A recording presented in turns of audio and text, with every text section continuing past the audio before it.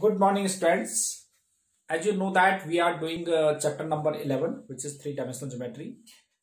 In previous class, we had done the direction cosines and direction ratios of a line which passes through 2 points. And related to that, we had done exercise 11.1. Apart from that, we had also done equation of line in space. तो 1 point form हमने किया था Cartesian equation और vector equation of a line which passes through a point. तो उससे मैंने आपको derive करके भी दिखाया था। तो अभी मैं रिकैप करा रहा हूं सिर्फ इसको, क्योंकि डेरिवेशन मैंने लास्ट क्लास में आपको बता दिया था कि कैसे डिराइव हुआ था कार्टेशियन फॉर्म से, नहीं वेक्टर फॉर्म से कार्टेशियन फॉर्म में। और ये वेक्टर फॉर्म की डेरिवेशन भी मैंने बताई थी और कार्टेशियन फॉर्म की डेरिवेशन भी मैंने बताई थी। तो क्या था, एक बार फिर रिकैप कर लेते हैं कि vector equation of a line which passes through a point whose position vector is A, vector A, and which is parallel to another vector B is given by are vector is equal to A vector plus lambda B vector. ठीक है, ऐसे ही अगर मैं, ये तो हमारे पास vector form है जो एक वेक्टर फॉर्म में दिया हुआ है क्वेश्चन, नॉर्मल इक्वेशन। अब कार्टेशियन फॉर्म क्या होता है कि Cartesian equation of a line which passes through a point A x1 y1 z1 whose direction ratios are ABC, that is equation is given by x minus x1 upon a, y minus y1 upon b is equal to z minus z1 upon c। तो ये तो दोनों फॉर्मूले मैंने आपको derive करके बताए थे लास्ट क्लास में। अब क्या है कि हमारे पास 2 पॉइंट फॉर्म भी है। ये जो हमारे पास सेकंड है that is 2 point form. It was first point, ये था 1 पॉइंट फॉर्म। ठीक है, तो 2 पॉइंट फॉर्म में क्या था, 2 पॉइंट फॉर्म में क्या है, तो बिल्कुल डेरिवेशन इसकी भी वैसी हो जाएगी कि vector equation of a line which passes through 2 points whose position vectors are vector A and vector B is given by are vector is equal to A vector, ऐसे ही और लैम्डा बी माइनस ए vector. आपको पता है कि जो vector B होगा वो डायरेक्शन रेशियोज को मेजर करता है, डायरेक्शन रेशियोज को। तो डायरेक्शन रेशियोज 2 पॉइंट फॉर्म से कैसा आता है, जब सेकंड वेक्टर में से फर्स्ट वेक्टर को माइनस कर देंगे तो बी माइनस ए। और इसी का ही अगर हम कार्टेशियन इक्वेशन निकालना चाहेंगे तो Cartesian equation of a line which passes through 2 points a x1 y1 z1 and b x2 y2 z2 is given bye x minus x1 upon x2 minus x1 is equal to y minus y1 upon y2 minus y1 is equal to z minus z1 upon z2 minus z1। तो 1 point form में आपको पता है कि उसके direction ratios given होंगे, और जिसमें 2 पॉइंट फॉर्म है तो आपको पता है 2 पॉइंट फॉर्म से डायरेक्शन रेशियोज कैसे निकालते थे, वो x2 minus x1, y2 minus y1, z2 minus z1। तो देखो यहां पर a की जगह x2 माइनस x1 आ गया, b की जगह y2 माइनस y1 आ गया, c की जगह z2 माइनस z1 आ गया, जहां की a b c वो डायरेक्शन रेशियोज होते हैं। ठीक है, तो ये तो था 1 पॉइंट फॉर्म और 2 पॉइंट फॉर्म। अब इसमें बेस्ड हम कुछ एग्जांपल्स कर लेते हैं। देखो एग्जांपल नंबर 6 देखते हैं, क्या है एग्जांपल नंबर 6।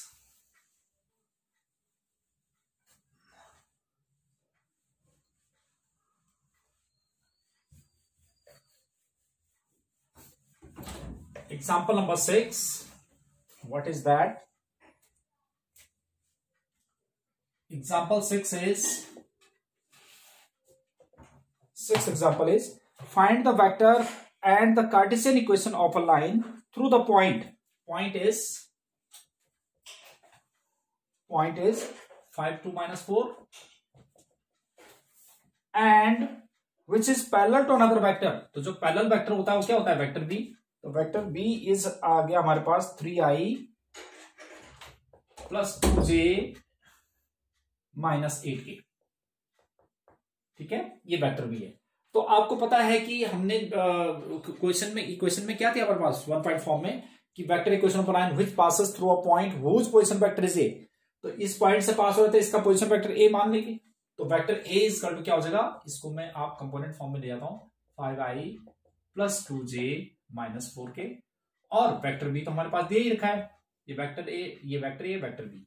तो पहले मैं वेक्टर इक्वेशन निकाल लेता हूं, फिर उसको कार्टेशियन इक्वेशन में चेंज कर दूंगा। तो वेक्टर इक्वेशन क्या हो जाएगा हमारे पास, इसमें vector equation of a line क्या हो जाएगा, क्या होता है हमारे पास vector equation, R vector is equal to A vector plus lambda B vector. This was the equation. तो आपको पता है कि R vector is equal to A vector कितना हो गया हमारे पास 5i plus 2k minus 4k plus lambda into 3i plus 2j minus 18। ये आर वेक्टर, ये हमारे पास वेक्टर इक्वेशन आ गई। अब हमने क्या करना है कि इसको कार्टेशियन इक्वेशन में चेंज करना है। यस, तो मैं इसमें ये वेक्टर फॉर्म है, तो कार्टेशियन फॉर्म में कैसे चेंज करते हैं आपको पता है। कार्टेशियन फॉर्म क्या होता है, x minus x1 upon A, y minus y upon B. तो क्या होता है, कार्टेशियन इक्वेशन होती है हमारे पास, Cartesian equation of a line होगा, क्या होता है, x minus x1 upon A, y minus y1 upon B equal to z minus z1 upon C. तो x1 y1 z1 तो आपको पता है कि पॉइंट होते हैं, तो पॉइंट तो ये 5 2 माइनस 4 था ना, तो जब भी हमारे पास वेक्टर ए है ना, तो इनको पॉइंट कंसिडर करेंगे हम और इसको ए बी सी कंसिडर करेंगे। ठीक है, तो ये हो जाएगा x माइनस x1 की जगह कितना हो जाएगा 5 अपॉन ए के लिए हमारे पास कितना है 3। तो वेक्टर से कार्टेशियन में कैसे चेंज करना है आपको पता चल गया। और is equal to y minus 2 upon b के लिए 2 है और z प्लस 4 अपॉन सी के लिए माइनस 8 है। तो ये देखो कार्टेशियन इक्वेशन आ गई। और सपोज हमारे पास कार्टेशियन इक्वेशन गिवन होती, हमें वेक्टर इक्वेशन निकालना है, तो इनसे तो हमारे पास वेक्टर ए बन जाएगा और इससे वेक्टर बी बन जाएगा। So simple. ठीक है, तो ये तो था एग्जांपल नंबर 6। अब चलते हैं हम एग्जांपल नंबर 7 पे। What is that example?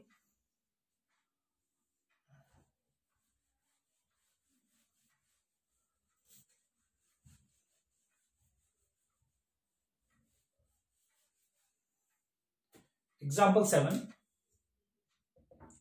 7th example क्या है, find the vector equation of a line passing through the points है -1 0 2 एंड अनदर पॉइंट इज 3 4 6। हमने क्या निकालना है, find the vector equation of a line. तो आपको पता है कि इससे तो वेक्टर ए बन जाएगा, vector A is equal to -i plus 0j plus 2k और vector B is equal to आ जाएगा हमारे पास 3i plus 4j plus 6k। तो therefore vector equation of line क्या हो जाएगी,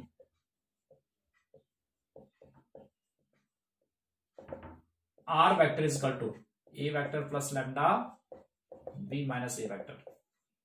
तो R vector is equal to vector A is -i plus 2k और plus lambda into B minus ए, बी में से ए को माइनस करो तो 4i हो जाएगा और प्लस 4j और प्लस 4k।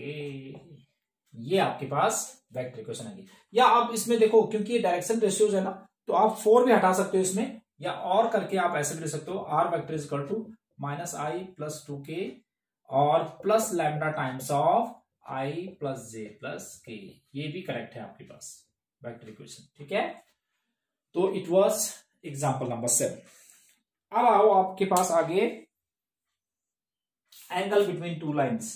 अब एंगल बिटवीन टू लाइंस है, वैसे ये आपका सिलेबस में नहीं है, बट मैं एक बार करा देता हूं आपको, क्योंकि competitive exam point of view से ये क्वेश्चन आ सकता है आपके पास, तो आपको नॉलेज होनी चाहिए। तो वैसे आपके एग्जाम में, बोर्ड के एग्जाम में नहीं आएगा। तो एंगल बिटवीन टू लाइंस का मैं डायरेक्ट फॉर्मूला बता देता हूं, डेरिवेशंस वगैरह नहीं बताऊंगा। देखो, अब है एंगल बिटवीन टू लाइंस।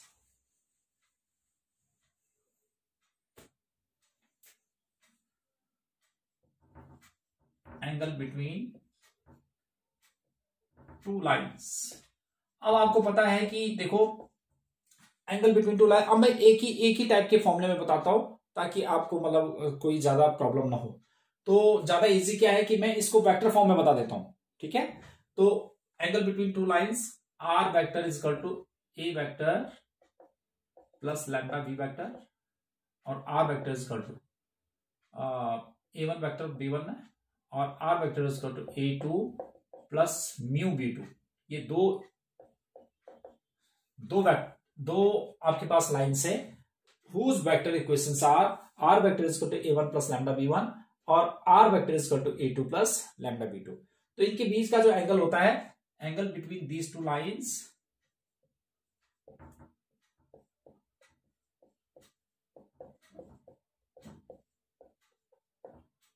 क्या होगा, cos theta is equal to b1 dot b2 upon mod of b1 mod of b2। ये आपने फॉर्मूला यूज करके बड़ा इजीली इसको क्वेश्चन कर देना है।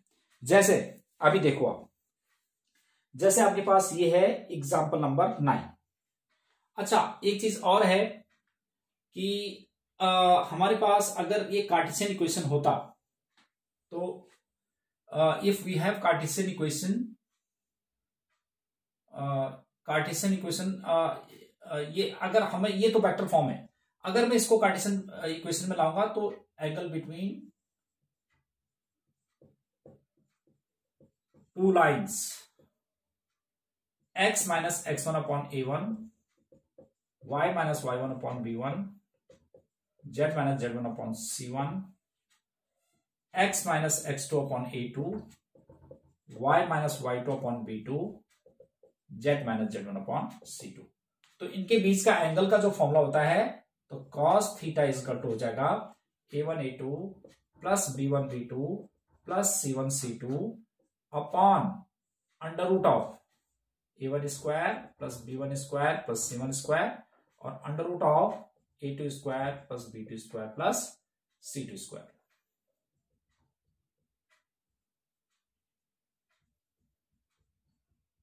ये आपके पास अगर कार्टेशियन फॉर्म में होता तो ठीक है। नॉर्मली मैं जो है आपको वेक्टर फॉर्म से ही क्वेश्चंस कराऊंगा। ये इसलिए किया मैंने कि इसके साथ दो और कंडीशंस है कि अगर cos थीटा इजकल टू 0 कर देते हैं, 90 कर देते हैं, तो cos 90 0 होता है, तो ये इंटू 0 समथिंग 0 हो जाएगा। तो two lines would be perpendicular if lines are perpendicular then condition क्या हो जाएगी, a1 a2 plus b1 b2 plus c1 c2 is equal to 0।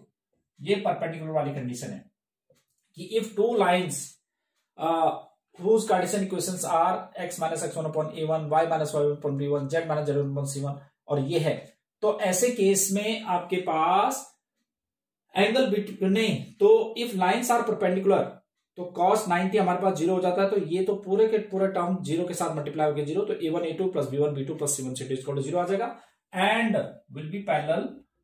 आपको पता है कि पैरेलल लाइंस का क्या होता है, जो डायरेक्शन रेशियोज होते हैं,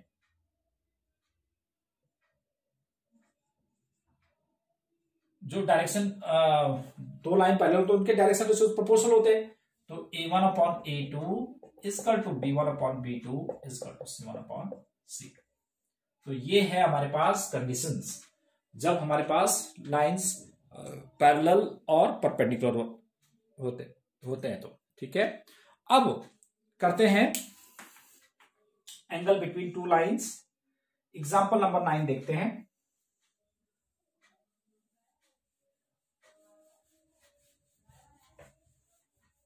अब मैं एक ही फॉर्म से कराऊंगा तो ताकि आपको कोई कंफ्यूजन नहीं रहेगी। तो ये लो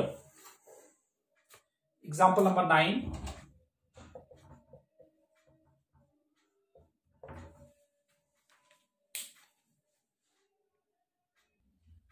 Yes, now we have to get angle between these two lines। तो आपको पता है कि ये वेक्टर फॉर्म में है, तो कंपेयरिंग विद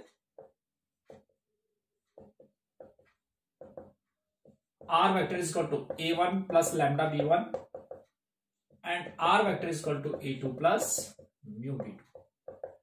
तो हमें b1 b2 की जरूरत है सिर्फ, तो here b1 is equal to ये आ जाएगा i plus 2j plus 2k और v2 vector is equal to हो जाएगा 3i plus 2j plus 6k। ठीक है, तो अब angle between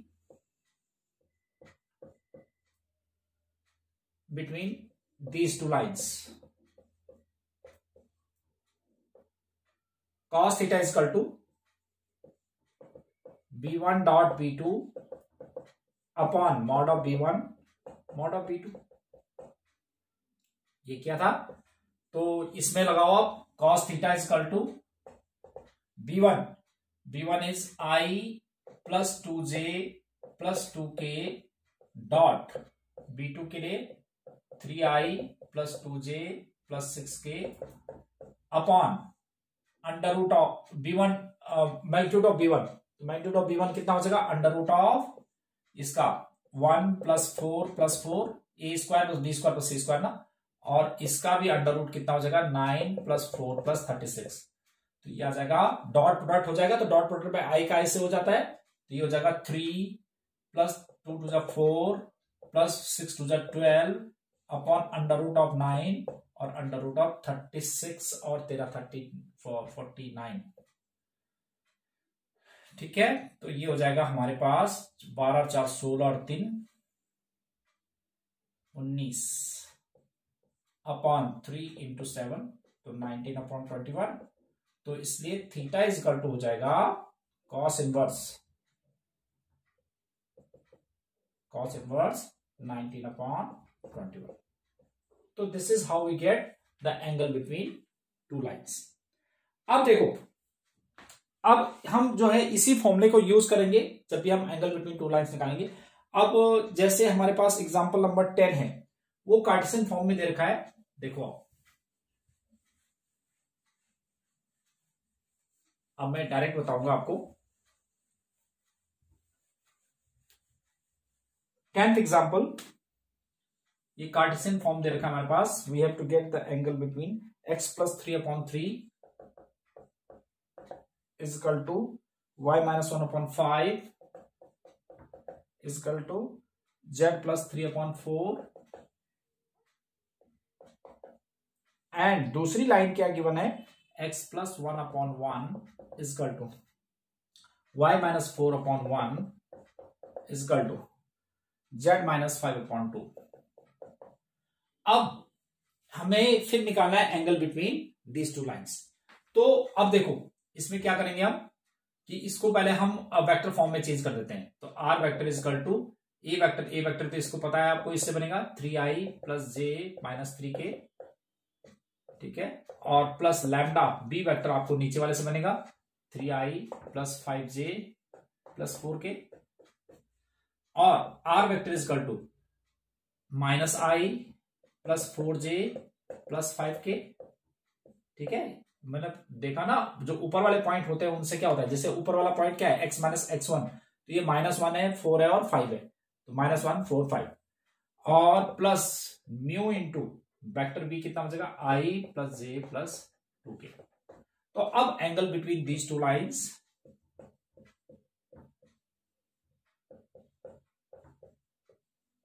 cos theta = b1.b2 upon mod of b1 mod of b2। तो अब देखो b1.b2, b1 ये है, b2 ये है, कंपेयर करेंगे ना, r vector = a1 + lambda b1, तो ये हो जाएगा 3i + 5j + 4k dot b2 के लिए हमारे पास i + j + 2k upon under root of a² + b², तो 9 + 25 + 16 और 1 + 1 + 4, तो ये कितना हो जाएगा 3 × 1 = 3 और 5 + 8 अपॉन अंडर रूट ऑफ 25 और 25 50 √50 और इंटू √9 √6। तो ये आ जाएगा हमारा 5 और 3 8 और 8 16 अपॉन में ये कितना हुआ 5√2 और इंटू √6। अब इसको भी हम ब्रेक कर देते हैं, 16 अपॉन 5√2 इंटू √3, तो ये तो हो जाएगा 16 अपॉन 5 इंटू 2 इंटू √3, तो 8 अपॉन 5√3।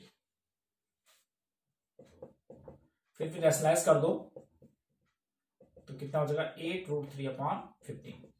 तो this is angle between these to line. तो थीटा = कितना हो जाएगा, थीटा = हो जाएगा cos इनवर्स 8√3 अपॉन 15। तो that is what we have to get. तो ये आपके हो गया एंगल बिटवीन टू लाइंस का।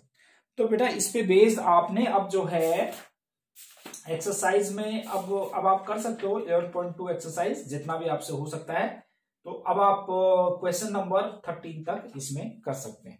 ठीक है, तो फिर हम नेक्स्ट क्लास में करेंगे बाकी क्वेश्चंस और shortest distance between two lines जो इंपॉर्टेंट है। Till then, good bye, have a nice day.